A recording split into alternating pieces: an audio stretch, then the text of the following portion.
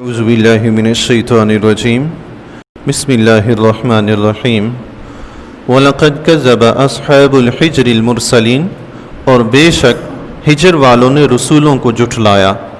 ہجر وادی ہجر ایک بستی تھی جو شام اور مدینہ کے درمیان میں واقع تھی۔ یہاں پہ قوم سمود آباد تھی جو حضرت صالح علیہ السلام کی قوم تھی۔ انہوں نے رسولوں کو جھٹلایا۔ ان کی طرف تو ایک ہی رسول آئے تھے حضرت صالح علیہ السلام، تو انہوں نے صرف ان ایک کو ہی جھٹلایا تھا، لیکن رب نے فرمایا انہوں نے رسولوں کو جھٹلایا۔ ایک رسول کو جھٹلانا سارے رسولوں کو جھٹلانا ہے، ایک رسول کی نہ ماننا سب رسولوں کی نہ ماننا ہے۔ جی اللہ اکبر۔ تو جو ایک رسول کا ایک نبی کا انکار کرے گا وہ مسلمان کبھی بھی نہیں ہو سکتا۔ وَآتَيْنَاهُمْ آيَاتِنَا فَكَانُوا عَنْهَا مُعْرِضِينَ اور ہم نے ان کو اپنی نشانیاں دی۔ کون سی نشانیاں دی اللہ تعالیٰ نے؟ حضرت صالح علیہ السلام نے جب اپنی قوم کو اللہ کے دین کی دعوت دی، اللہ پر ایمان لانے کی دعوت دی، تو قوم نے آپ سے معجزہ طلب کیا۔ قوم نے کہا کہ اس پہاڑ میں سے اونٹنی نکلے اور گابن اونٹنی نکلے، وہ بچہ جنے، تب ہم آپ پر ایمان لائیں گے۔ تو حضرت صالح علیہ السلام نے اللہ تعالیٰ کی بارگاہ میں دعا فرمائی، اللہ تعالیٰ نے پہاڑ کے اندر سے اونٹنی نکالی۔ سبحان اللہ، اللہ کے نبی ہیں جی، دعا فرمائیں تو رب کچھ بھی کر دیتا ہے۔ جی سبحان تیری قدرت اللہ۔ عیسیٰ علیہ السلام کے دم سے، عیسیٰ علیہ السلام کی دعا سے، عیسیٰ علیہ السلام کی آواز سے مردے زندہ ہو جاتے تھے۔ قم باذن اللہ فرمایا، مردہ قبر سے اٹھ کھڑا ہوگا۔ سبحان اللہ۔ اللہ کے نبی کا کرنا کچھ اور ہے، ہمارا کرنا کچھ اور ہے۔ حضرت صالح علیہ السلام نے اللہ کی بارگاہ میں دعا فرمائی تو رب کائنات نے اس پہاڑ میں سے اونٹنی نکالی۔ جی اونٹنی نکلتے ہی اس نے بچہ بھی جن دیا، اور اللہ کا فضل ایسا تھا وہ اونٹنی قد و قامت میں، صحت میں، شکل و صورت میں، ہر لحاظ سے دنیا کے جتنے بھی اونٹ تھے نا، سب سے زیادہ خوبصورت اور جسم میں سب سے بڑی تھی۔ اللہ اکبر، سبحان اللہ۔ اونٹنی پیدا ہوگی، اس قوم کے ہاں ایک تالاب تھا جس میں بارش کا پانی وغیرہ اکٹھا ہوتا تھا اور وہ استعمال کرتے تھے۔ چشموں کا، بارش کا سارا پانی اس ایک تالاب میں اکٹھا ہوتا تھا۔ تو حضرت صالح علیہ السلام نے اس اونٹنی کا معجزہ دکھانے کے بعد اپنی قوم سے فرمایا، یہ اللہ کی اونٹنی ہے، اب ایک دن تالاب کا پانی یہ اونٹنی پیے گی، ایک دن تم لوگ پیو گے، اور یہ اللہ کی اونٹنی ہے، خبردار اس کو کوئی تکلیف مت پہنچانا۔ اللہ تعالیٰ واحد ہے، وہی تمہارا معبود ہے، اسی کی تم عبادت کرو، اسی نے یہ تمہیں نشانی دکھائی ہے۔ صالح علیہ السلام نے منع کر دیا، اور چونکہ شرط یہ تھی ایک دن اونٹنی پانی پیے گی، ایک دن قوم پانی پیے گی، تو جس دن اونٹنی نے پانی پینا ہوتا تھا وہ تالاب کا سارا پانی پی جایا کرتی تھی۔ اللہ اکبر۔ اور دوسرے دن قوم نے پینا ہوتا تھا تو وہ قوم کو ملتا تھا، تو قوم اس سے بڑی پریشان تھی۔ اور اونٹنی میں اللہ تعالیٰ کا فضل آپ یہ دیکھیں جی، اونٹنی دودھ دیتی تھی، اس بستی میں جتنے بھی بسنے والی قوم سمود کے جتنے بھی گھرانے تھے نا، اونٹنی چل کر ہر ایک کے گھر دودھ دینے کے ٹائم، صبح شام 2 ٹائم چل کر خود ہر کسی کے گھر پہ جاتی۔ جب وہ گھر والا اس کا دودھ دوتا، اپنے برتن بھر لیتا، اس کا کام پورا ہو جاتا، تو اونٹنی چل کے دوسرے گھر میں چلی جاتی۔ سبحان اللہ۔ یوں چل چل کے وہ تمام گھروں میں اپنا دودھ خود بانٹا کرتی تھی۔ سبحان اللہ، اللہ اکبر۔ یہ اللہ کے نبی کے معجزے کی اونٹنی ہے، یہ عام اونٹنی نہیں ہے۔ اللہ اکبر۔ قوم اس سے پریشان ہوگی تو قوم نے، ایک شخص تھا قدار بن سالف، اس قوم نے اس نوجوان کو تیار کیا کہ وہ اونٹنی کو قتل کر دے، اور وہ جو قدار بن سالف تھا ایک بدکار عورت کا بیٹا تھا۔ اب یقین جانے معاشرے میں ایسے نوجوان شرارتی ٹائپ قسم کے ہوتے ہیں، اعلی محلہ سوسائٹی والے معاشرے کے لوگ دیکھتے ہیں جب یہ کام ہم نہیں کر سکتے تو وہ پکڑ کے ایسے نوجوانوں کو آگے لگا دیتے ہیں جو کوئی بھی کام کرنے میں شرماتے نہیں ہیں، بے دھڑک سب کچھ کر جاتے ہیں، بڑے بے باک سے ہوتے ہیں، بے ادب سے ہوتے ہیں، جو چاہے کر ڈالا۔ تو قدار بن صالح بھی ایسا ہی شخص تھا۔ قوم نے اس کو آگے کر دیا کہ تم اونٹنی کو قتل کرو۔ صالح علیہ السلام منع فرماتے رہے مگر اس نے ایک نہ سنی، اس نے پہلے اونٹنی کے چاروں پاؤں کاٹے اور پھر اس کو قتل بھی کر ڈالا۔ اللہ اکبر۔ صالح علیہ السلام منع بھی کرتے رہے مگر ان پہ کوئی اثر نہ ہوا۔ تو اللہ تبارک و تعالیٰ کی طرف سے پھر ان کو پکڑ آئی، ان پر عذاب بھی نازل ہوا جس کا ذکر آگے آ رہا ہے۔ فَكَانُوا عَنْهَا مُعْرِضِينَ، تو وہ ان سے منہ پھیرے رہے۔ صالح علیہ السلام نے جب معجزہ دکھایا تھا تو چاہیے تو یہ تھا کہ وہ معجزہ مان لیتے، لیکن انہوں نے معجزہ ماننے کے بجائے صالح علیہ السلام کی نافرمانی کی۔ اچھا اب آپ یہ دیکھیے جی،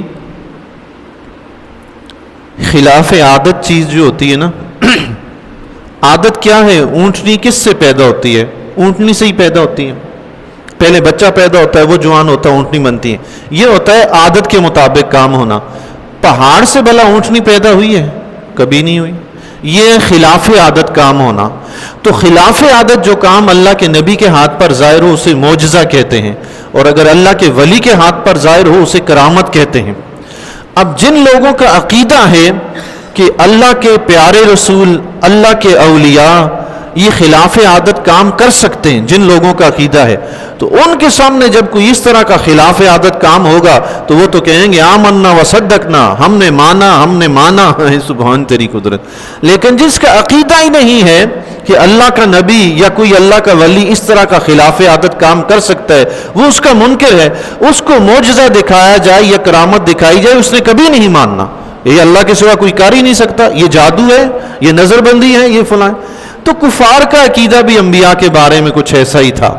انہیں پتہ ہی نہیں تھا کہ اللہ کے نبی کے پاس اتنی طاقت ہوتی ہے، وہ اتنا کچھ کر سکتے ہیں۔ اگر ان کو یقین ہوتا تو اللہ کے نبی نے جو ہی معجزہ دکھایا تھا فوراً قبول کر لیتے۔ یعنی حضور علیہ الصلوۃ والسلام سے چاند ٹکڑے کرنے کا معجزہ مانگا، حضور علیہ الصلوۃ والسلام نے دکھایا تو کفار نے کیا کہا؟ یہ جادو ہے، یہ ہماری نظر بندی ہے۔ اور جو صاحب مومن ایمان والے صحابہ تھے انہوں نے اسے اپنے نبی کا معجزہ مانا۔ اللہ اکبر۔ بات ہے اصل میں اندر جو دل میں عقیدہ ہے نا وہ کیسا ہے انبیاء اولیاء کے بارے میں۔ اگر اللہ کے ولی کے بارے میں بھی اچھا عقیدہ ہے نا، اللہ کا ولی کچھ بھی دکھائے گا تو آپ کا ایمان اور پختہ ہوگا، اور جس کے دل میں کمی ہوگی نا تھوڑی سی، وہ کرامت دیکھ کر کہے گا یہ جادو ہے، یہ لوگ ہیں ہی ایسے، یہ تماشے دکھاتے ہیں، یہ کرتے ہیں، یہ وہ کرتے ہیں جی۔ تو یہ ہے اصل میں جو اندر کا عقیدہ ہے اس کو درست کرنے کی یہ ضرورت ہے۔ اللہ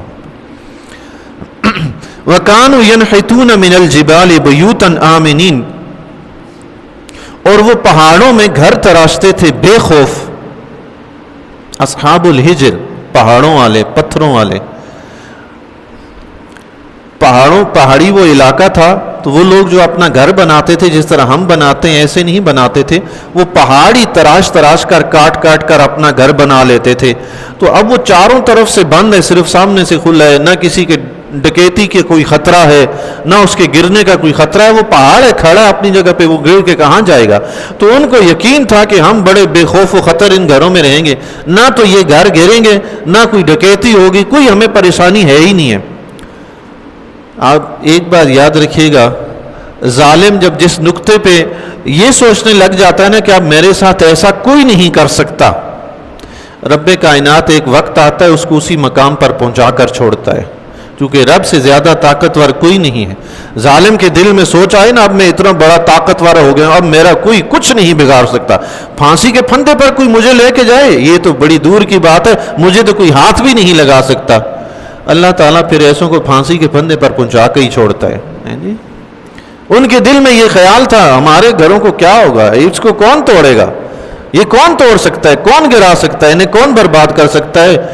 ایک وقت آیا جنہیں اپنے گھروں پہ ناز تھا وہی گھر ان کے موت بنے ہوئے تھے۔ اللہ اکبر۔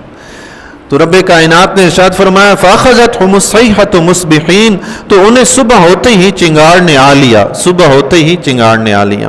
پیچھے بھی آپ نے پڑھا قوم لوط پر بھی صبح کے وقت عذاب آیا، دیگر بھی کئی قومیں ایسے ہیں جن پر صبح کے وقت عذاب آیا۔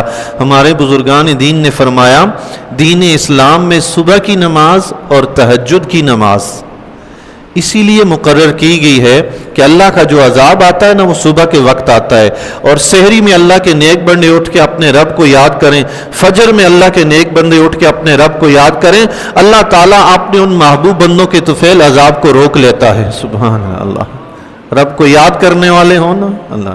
نماز ہم جو جماعت سے پڑھتے ہیں نا، اللہ اللہ اللہ کا کتنا بڑا فضل ہے ہمارے اوپر، اس کے حبیب کا کتنا بڑا فضل ہے ہمارے اوپر. جو نماز ہم جماعت سے پڑھتے ہیں نا، اس میں اگر کسی ایک کی نماز بھی قبول ہوگی نا، اللہ کے فضل سے سب کی قبول ہو جائے گی. سبحان، اس ایک کی وجہ سے جو ایک مخلص نماز میں کھڑا ہے. ضروری نہیں وہ امام صاحب ہو، نمازی بھی ہو سکتے ہیں. اماموں سے بڑے مخلص پیچھے کھڑے ہوتے ہیں، کئی ہوتے ہیں اللہ والے جن کو اپنے رب سے محبت ہوتی ہے، نماز میں کھڑے ہوتے ہیں، رب کے سوا کچھ یاد نہیں ہوتا ہے جی. ان کی وجہ سے ہم غریبوں کی نمازیں بھی قبول ہو جاتی ہیں. ہم اکیلے میں بھی نماز پڑھتے ہیں تو کیا پڑھتے ہیں سورہ فاتحہ میں؟ ایاک نعبد و ایاک نستعین، اے اللہ ہم تیری ہی عبادت کرتے ہیں، تجھ ہی سے مدد مانگتے ہیں. عبادت کرنے والا ایک ہوتا ہے مگر وہ صیغہ جمع کا استعمال کرتا ہے، لفظ جمع کا استعمال کرتا ہے. کہتا ہے ایاک نعبد، اے اللہ ہم تیری عبادت کرتے ہیں. کرنے والا تو ایک ہوتا ہے لیکن پھر بھی کہتا ہے ہم تیری عبادت کرتے ہیں. یہاں بھی بزرگان دین نے فرمایا اپنی عبادت کو تمام مسلمانوں کی عبادت کے ساتھ ملا کر اللہ کی بارگاہ میں پیش کیا جاتا ہے کہ جب دیگر مسلمانوں کی قبول ہوگی تو ان کے ساتھ میری بھی قبول ہو جائے گی. سبحان اللہ. مسلمانوں پہ اللہ اور اس کے رسول کا بڑا فضل ہے جی، بڑا کرم ہے. اللہ اکبر. اللہ اپنے محبوب بندوں کے طفیل بڑا کرم فرماتا ہے جی. فجر کی نماز اور تہجد کی نماز اللہ والے ہی اٹھ کے پڑھتے ہیں جی، تو رب ان کے طفیل فضل فرماتا ہے. یقین جانیے دنیا میں جو اللہ کا نام لیوا لوگ ہیں نا، انہی کی وجہ سے اللہ کا فضل ہے یہ دنیا قائم ہے. جس دن دنیا میں کوئی بھی اللہ کا نام لینے والا نہیں ہوگا نا، اس وقت قیامت قائم ہوگی. یہ یاد رکھیے گا. اللہ کے نام لینے والے، اللہ کی ذات عظیم ہے، اس کا نام بھی عظیم ہے جی. تو جو اس کے نام کو یاد کرتا رہتا ہے رب اس کو بھی عظیم بنا دیتا ہے. اللہ.